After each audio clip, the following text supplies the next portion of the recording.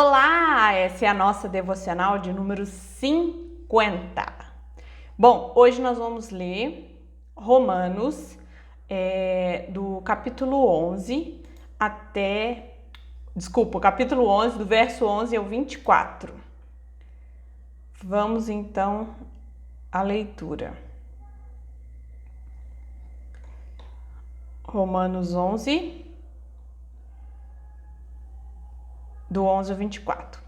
Então eu pergunto, será que eles tropeçaram para que caíssem? De modo nenhum, mas pela transgressão deles, a salvação chegou aos gentios, para fazer com que os judeus ficassem com ciúmes. Ora, se a transgressão deles resultou em riqueza para o mundo e a diminuição deles resultou em riquezas para os gentios, quanto mais a plenitude deles.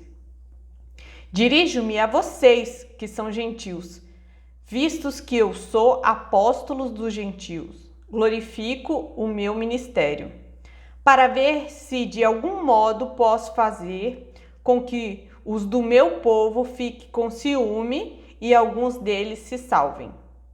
Porque se o fato de eles terem sido rejeitados trouxe reconciliação ao mundo, que será o seu restabelecimento, se não vida dentre os mortos? E se forem santas as primícias da massa, igualmente será santa a sua totalidade. Se for santa a raiz, também os ramos serão. Se, porém, alguns dos ramos foram quebrados e você, sendo oliveira brava, foi enxertado no meio deles e se tornou participante da raiz e da seiva da oliveira, não se glorie contra os ramos, mas se você se gloriar, lembre de que não é você que sustenta a raiz, mas a raiz que sustenta você. Então você dirá, alguns ramos foram quebrados para que eu fosse enxertado. Correto, eles foram quebrados por causa da incredulidade, mas você continua firme mediante a fé. Não fique orgulhoso, mas tema, porque se Deus não poupou os ramos naturais, também não poupará você. Considere, pois, a bondade e a severidade de Deus.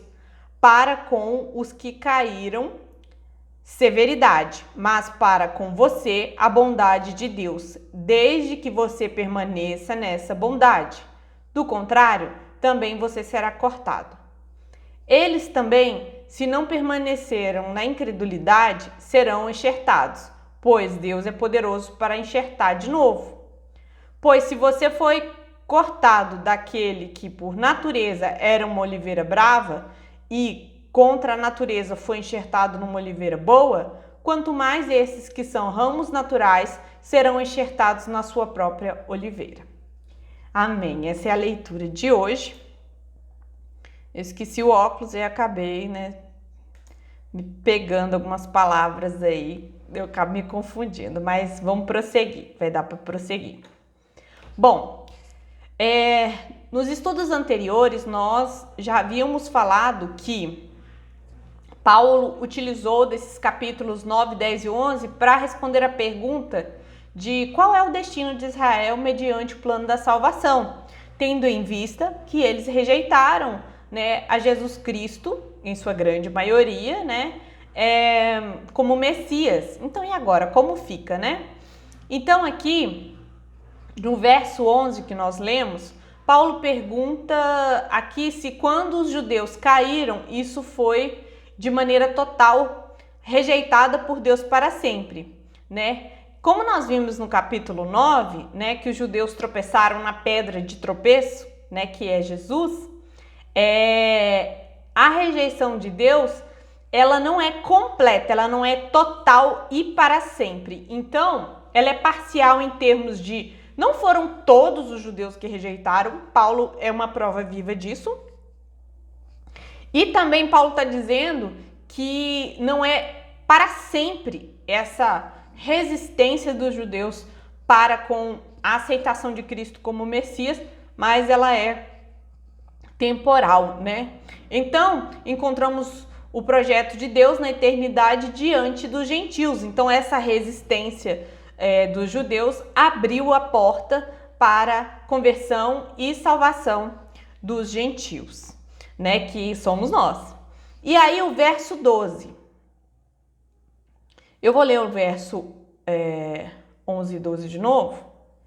Então pergunto, será que eles tropeçaram para que caíssem? Quer dizer, é algo definitivo? De modo nenhum. Mas pela transgressão deles chegou aos gentios, a salvação chegou aos gentios, para fazer com que os judeus ficassem com ciúmes. Então os judeus resistem, né, a Cristo como Messias, os gentios compreendem e aceitam, né, e justamente isso será uma forma de Deus mexer com os judeus, né, trazendo eles esse sentimento de ciúme. Ora, se a transgressão deles resultou em riqueza para o mundo e a diminuição dele resultou em riqueza para os gentios, quanto mais a plenitude, né? Quanto mais a plenitude. Bom, nesse verso 12, nós vemos que Paulo explica que a transgressão dos judeus gerou ao mundo uma riqueza, né? Que é a salvação, né? Alcançando outras etnias, outras pessoas além dos judeus, né? E então imagina o que acontecerá com o mundo quando eles se converterem em massa, né? Agora nós vamos ler do 13 ao 16, porque Paulo vai explicar esses versículos, eles fazem sentido juntos. Dirijo-me a vocês que são gentios, visto que eu sou apóstolo dos gentios, glorifico meu ministério, para ver se de algum modo posso fazer com que os do meu povo fiquem com ciúmes e algum deles se salvem. Porque se o fato deles terem sido rejeitados trouxe reconciliação ao mundo, que será o seu restabelecimento, senão vida dentre os mortos? E se forem santas as primícias da massa, igualmente será santa a totalidade. Se for santa a raiz, os ramos também serão. Bom, esses versículos que eu li aqui, do 13 ao 16, ele está dizendo o seguinte: na igreja de Roma havia judeus convertidos, né? Grande número de judeus convertidos, mas também tinham gentios convertidos, né? Daqui em diante, né, desses versículos em diante, Paulo está falando particularmente para os gentios da igreja de Roma. Paulo revela suas intenções e motivações, né? Deus o chamou para ser apóstolo dos gentios, né? Ele glorifica, né? Ele se sente glorificado no sentido assim de honrado por esse chamado. Paulo se orgulha desse ministério, né? E no 14, mesmo Paulo sendo apóstolo dos gentios, ele nunca desistiu de desejar a salvação dos seus compatriotas, os judeus. E no 15, porque Paulo tinha essa esperança de salvação dos judeus ainda, né? Tendo visto que eles resistiram. Se quando eles caíram, Deus restaurou sua relação com as outras nações por meio do evangelho, então imagina como será quando eles se converterem, né? Será extraordinário, será algo assim como uma ressurreição, por isso eles falam vida, né, dentre os mortos, será algo extraordinário. As premissas da massa, essa massa que Paulo fala, ele está usando uma figura de linguagem e a massa representa os patriarcas, né? Então ele está falando ali de Abraão, Isaac, Jacó, né? Ou seja, se eles foram salvos, também a sua descendência, né, será. E então Paulo usa outra metáfora para explicar a mesma coisa, que é a metáfora entre a raiz e a árvore, né? Os patriarcas seria essa raiz, né? E os ramos, o remanescente fiel de Israel. Não é todo Israel, mas é aqueles que permaneceram. Então, até aqui no 16, que Paulo começou a usar essas metáforas, ele vai dar continuidade à metáfora da raiz, né, e dos ramos, né? Havia uma tendência dos cristãos não judeus de se acharem melhor do que os judeus pois Deus rejeitou os judeus e aceitou os gentios. Então Paulo vai corrigir essa forma de pensar que os gentios teriam, né, mediante aos judeus, né? E então, nos próximos versículos, ele vai explorar mais essa metáfora, né, da árvore, da raiz, dos ramos, né? E aí eu gostaria de dizer que, pelos estudiosos, e até mesmo pela fonte de onde eu retiro esses estudos, é considerado uma das passagens mais complicadas de se explicar, né? Então vamos com bastante calma, parte a parte.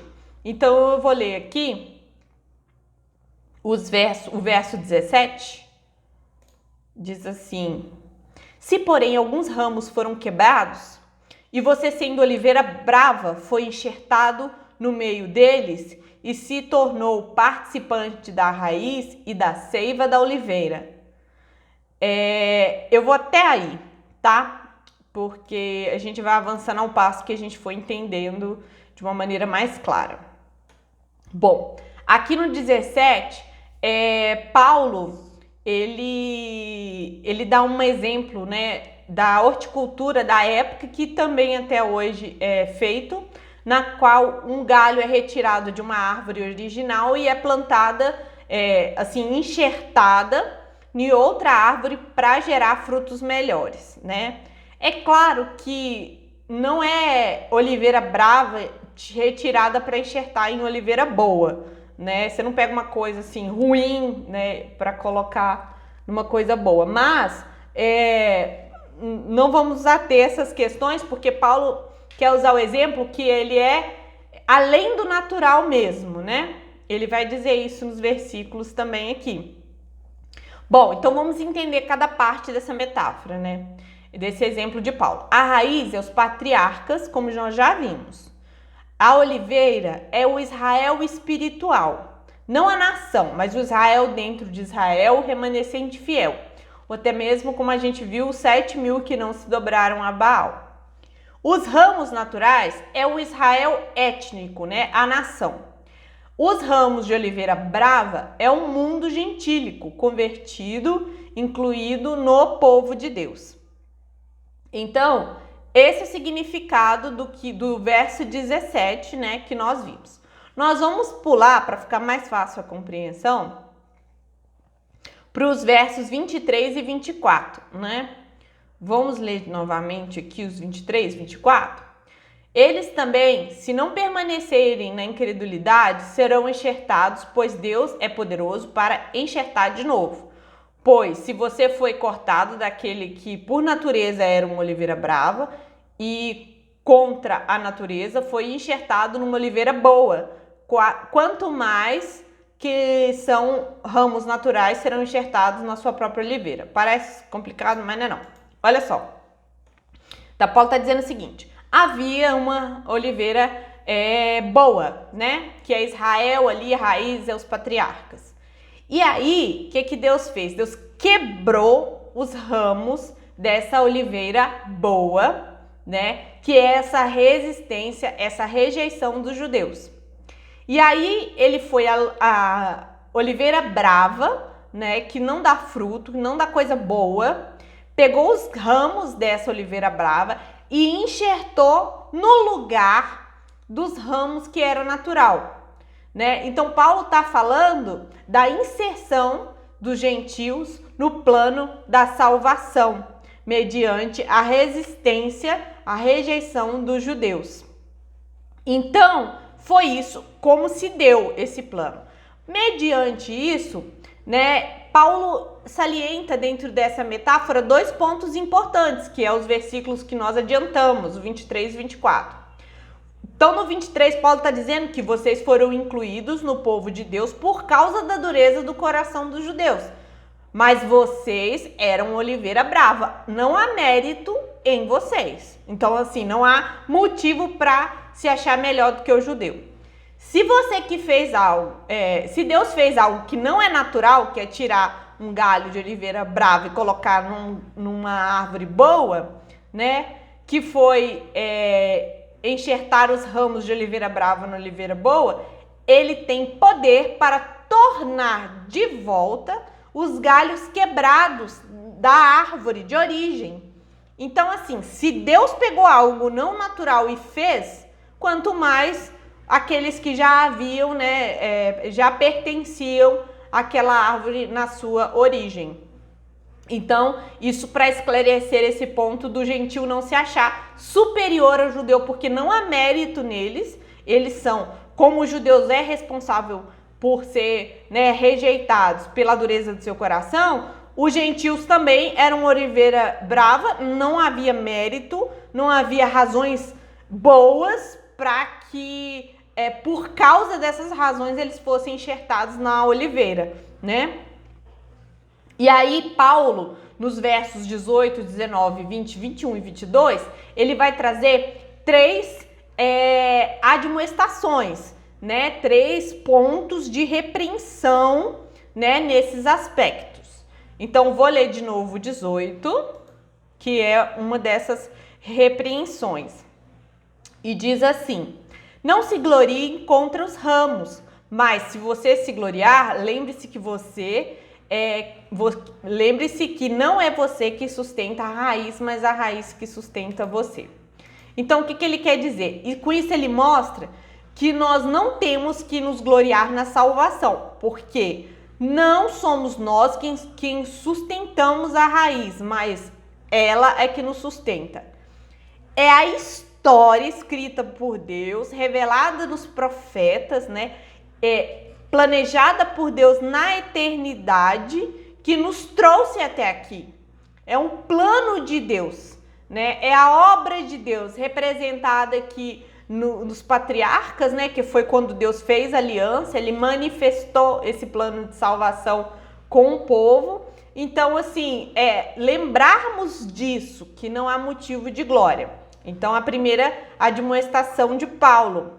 A segunda, vamos ler o 19, 20 e 21, que diz assim: então você dirá, alguns ramos foram quebrados para que eu fosse enxertado. Correto. Eles foram quebrados por causa da incredulidade, mas vocês continuam firmes mediante a fé. Não fiquem orgulhosos, mas tema. E o 21, porque se Deus não poupou os ramos naturais, também não poupará você. É uma demonstração muito importante, né? 19, não fique se gloriando de ter Deus rejeitado os judeus, né? Que era um galho natural, né? Para que você fosse enxertado. 20, isso aconteceu por causa da incredulidade dos judeus. Então vocês fiquem firmes na fé. Vocês estão ligados à videira, né? Por causa da fé. Então fique na fé, né? Firme na fé. E o 21, se Deus não poupou os ramos naturais, né, por causa da sua incredulidade, você acha que Deus vai poupar você? Né? Então, é a segunda admoestação, não ter orgulho, né? E se o judeu foi, né, sofreu as consequências da sua postura diante de Deus de incredulidade, você também pode sofrer. Então, fique firme na fé. Então, a chamada para firmeza na fé. E o terceiro é o 22, que eu vou ler de novo, que diz assim: considere, pois, a bondade e a severidade de Deus para com os que caíram. Severidade, mas para com você, né? Tá falando aos gentios, a bondade de Deus, desde que você permaneça nessa bondade. Do contrário, também você será cortado. Bom, devemos considerar a severidade de Deus, né? Porque os que caíram sofreram essa severidade de Deus. Deus os rejeitou. Mas para nós, né, foi pura vontade de Deus. Então, vem a advertência. Se nós não permanecermos na fé, abandonar o evangelho, nós seremos cortados como foram os judeus, né? Paulo não está tratando da relação íntima do estado de cada pessoa, porque esse versículo fala assim: Balina, nós estudamos sobre a eleição soberana de Deus. Quem é salvo, né, não vai perder a salvação, mas nem eu, nem você temos condição de julgar o relacionamento íntimo que cada pessoa tem com Deus. E Paulo aqui, ele não está falando desse relacionamento íntimo, ele está falando de uma maneira geral, que aqui eu e você conseguem ver, né, no povo de Deus. Então, não sabemos quem é crente de verdade, mas aquele que for de aparência, né, cedo ou tarde ele irá apostatar do evangelho e se perderão por sua própria responsabilidade. O crente verdadeiro, mediante esta admoestação de permanece na fé, senão você vai ser cortado como foi os judeus, você vê ali um temor para permanecer firme no Senhor, tá? Não é que a salvação depende de você, não. Mas aquele que não for salvo, certamente vai debandear aí, né, para se afastar de Deus. Então, vai ficar o remanescente fiel, né? Vai ficar aqueles que permanecem no Senhor. Vamos a algumas aplicações, então. Eu parei aqui no 22, que a gente já tinha adiantado 23 e 24. Bom, o que a gente pode ver diante desse texto que a gente leu, né? Como aplicação. A história não tem sorte ou azar, né? Não é uma sucessão de acontecimentos deliberados, aleatórios ou ao acaso, né? Sem que haja um propósito, né? Ou que aconteça a parte de Deus, da sua vontade, do seu decreto, do seu querer. A história, ela tem começo, meio e fim, e o controle de Deus, como vimos, né, nessa passagem, no plano da salvação entre judeus e gentios, né? O endurecimento dos judeus, a abertura para que os gentios possam chegar, isso mexer com o gentil para que alguns sejam salvos ali, né? Como uma forma, né, de impactar os judeus, né? Então, tem um futuro, né, para Israel, mas não é como alguns acreditam, que é Jerusalém como capital do mundo, mas trata-se de uma conversão espiritual em massa dos judeus, né, provavelmente no fim dos tempos, ali na grande tribulação. Outro ponto é que existe um movimento chamado sionismo. Tem Israel como a bússola do mundo, a qual tem trazido para aqui, para o nosso país, né, a judaização da igreja evangélica, né? Então essas igrejas, elas começam a adotar alguns rituais, né, alguns hábitos do Antigo Testamento, que, por exemplo, tocam chofar no culto,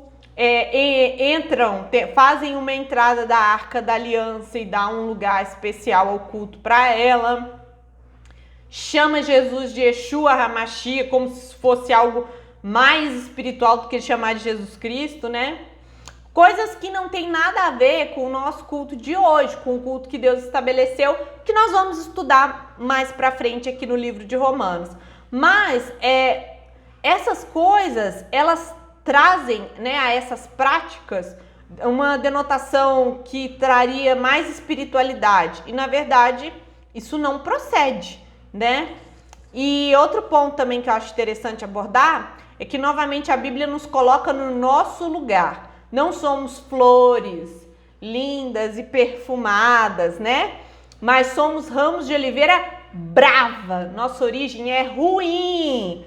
Nossos frutos eram incomíveis, terríveis, né? E nós somos enxertados no lugar dos judeus, ou seja, uma coisa antinatural, né? Que Deus fez, não é a sequência lógica, mas foi assim que ele planejou, né? Então, mediante isso, que privilégio é para nós que somos gentios, que gentios significa as gentes, né? Os judeus tratavam as outras nações como as gentes. Então, nos alcança, né? Falando de nós, que privilégio termos parte nesse reino de Deus, né? E, por fim, como aplicação, eu queria trazer a questão da severidade, temer a severidade de Deus, né? Então, assim, muitas vezes é apresentado, sobretudo na internet, né? Um Deus bonzinho, um Deus que só é amor, né? Então, é apresentado uma parte de Deus. E aqui Paulo está nos chamando a temer a severidade de Deus, a consequência numa vida na qual a gente não teme a Deus, não permanece firme na fé, né? Então, isso nos chama para conserto das nossas vidas, né?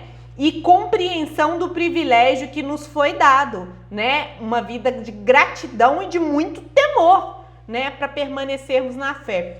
A fidelidade de Deus é real e Ele cumpre suas promessas. Como eu disse outras vezes, descansamos em saber que a nossa salvação, né, ela é aplicada por Deus e garantida nele. Ele desejou salvar e Ele garante isso até o fim. Nós não sabemos quem são os salvos, mas cremos na nossa salvação e devemos ser impactados por essa palavra e que haja mudança de vida, né, naquilo que for necessário, né? Bom, ficou um pouco extenso porque eu precisava explicar um pouco mais, mas vamos à oração. Senhor, nós te agradecemos pela essa palavra maravilhosa, que o Teu Espírito Santo nos ajude na aplicação dela para as nossas vidas. Ó Deus, que possamos temer a severidade do Senhor para todo aquele, ó Deus, que rejeita o Senhor, resiste ao Senhor. E nós sabemos que só o Senhor sonda os corações.